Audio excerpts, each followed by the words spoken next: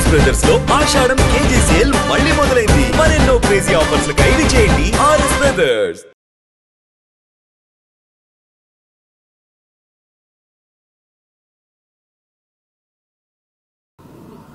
అందరికీ నమస్కారం.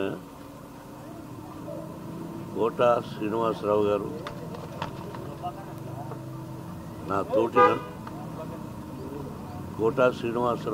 నా తోటి నటుడు. ఆయన అకాల మరణం చెందిన రోజున నేను హైదరాబాద్లో లేను. దాదాపు ఒక 1000 మైళ్ళ దూరంలో ఉన్నాను. అది తెలిసి దిగ్భ్రాంతి చెందాను. అంటే కన్నప్ప సినిమా రిలీజ్ అయిన రోజున ఫోన్ చేసి, ఏమయ్యా చాలా బాగుందంట, మేము ఒకసారి ఏమయ్యా అనుకుంటుంటాం. మోహన్ బాబు గారు మిమ్మల్ని ఏమయ్యా అన్న పర్వాలేదా అంటుంటాడు. దాందేముంది కోట, ఈరోజు సంబంధం కాదు మంది బిడ్డకు మంచి పేరు వచ్చింది, నీ ఆశీస్సులు నువ్వు చూద్దు అయ్యే సినిమా అని కూడా చెప్పాను. ఆ తర్వాత ఈ సంఘటన జరిగింది.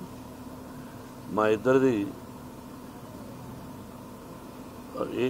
1987 సంవత్సరంలో వీరప్రతాప్ అనే సినిమాని నేను చేశాను, విఠలాచార్య గారి దర్శకత్వంలో.